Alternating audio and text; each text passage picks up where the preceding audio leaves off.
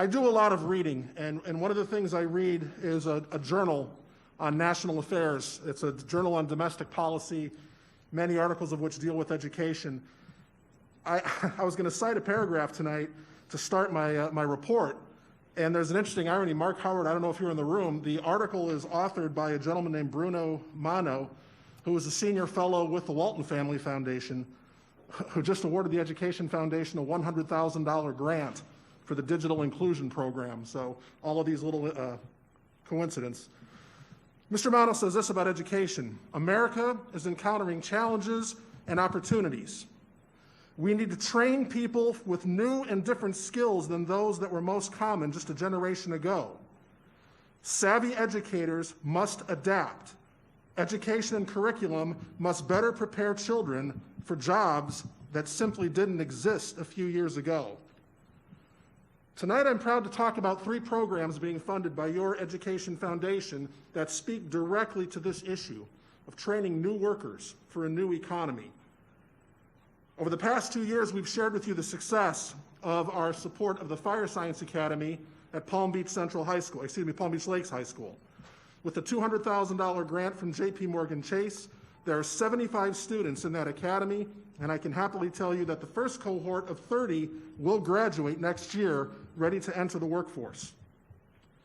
This year, we're proud to announce a $30,000 grant from Carrier Corporation to enhance the HVAC program at Royal Palm High School. As our friends at Carrier have shared with us, the days of an HVAC technician showing up with a wrench and twisting a wrench and turning a screwdriver to fix the system are gone. HVAC technicians today are computer scientists. They're technologically savvy. Thanks to this grant from Carrier Corporation, our students at Royal Palm High School are preparing for the modern economy. And finally, I am so proud to finally be able to announce a grant of $750,000 from the Frederick A. DeLuca Foundation to start a cybersecurity academy at Santa Lucia's High School. This curriculum will teach these young people attack mechanisms and techniques, intrusion detection and prevention, risk identification, things that were simply unthought of 10 and 20 years ago. More importantly, this grant is going to fund 2 positions, one at Santa Lucia's and one at the district level, to focus on building a pipeline of diversity so that female students and students of color will be encouraged to look at cybersecurity as a career. 3 programs being funded by your Education Foundation: $200,000 from JP Chase, $30,000 from Carrier, and an amazing $750,000 from the Frederick A. DeLuca Foundation. The business community is committed to supporting programs that train people for a new generation. To the members of the school board and Dr. Fenoy, my son in the Air Force has taught me an expression. Doc, I suspect your dad has shared this with you.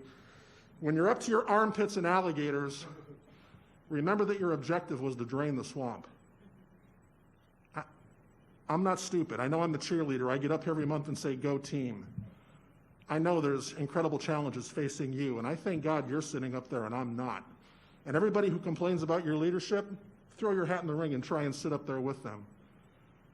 I know there's tough decisions facing. I know you're up to your armpits in alligators, but you're draining the swamp. You're educating children. Our teachers are teaching, and you're preparing kids for a new economy in a new world. And the Ed Foundation is right there with you. Thank you.